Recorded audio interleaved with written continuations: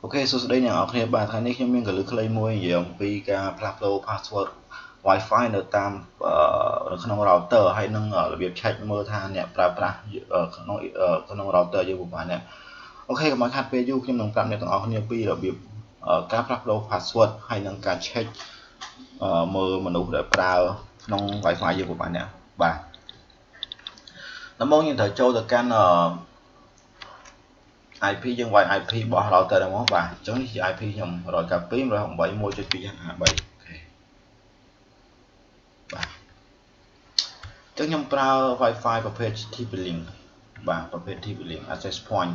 នេះជា model របស់វាបាទឈ្មោះ model របស់វាហើយនេះគឺជា address subnet mask នេះប្រភេទវាជា access point បាទអញ្ចឹងខ្ញុំគិតថាអ្នកនរគ្នាយល់ហើយថា access point ជាប្រភេទ router មួយដែលសម្រាប់ការ connect លើ internet សម្រាប់ចែកចាយ internet តែមួយប៉ុណ្ណោះ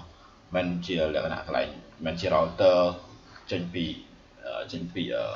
ខ្សែ fiber optic របស់ក្រុមហ៊ុន internet ទេគាត់វាជា access point វាជាប្រភេទមួយដែល share ពី router មេដើម្បីចែកចាយបន្តបាទ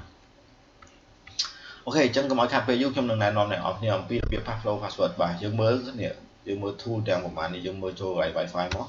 បាទមើល Wi-Fi យើងឃើញហើយបាទនេះប្រភេទ access point router name បាទ channel អីចឹងទៅហើយយកមកយើងមើល security នេះបាទ Wi-Fi security បាទ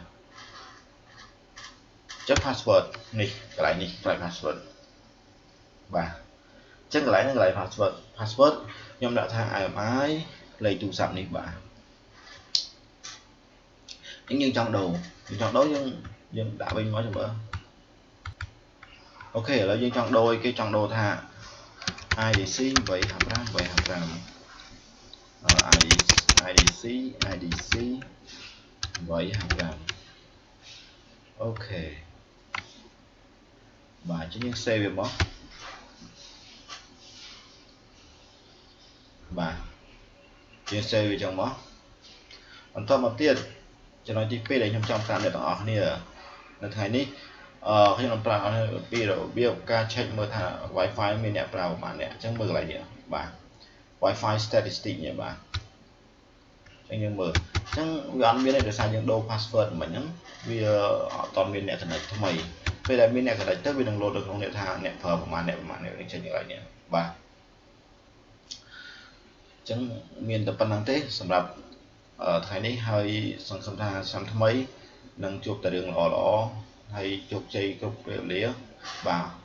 អរគុណសម្រាប់ការ subscribe អរគុណសម្រាប់ការមើលវីដេអូរបស់ខ្ញុំហើយជួយ subscribe channel ខ្ញុំផងបាទអរគុណ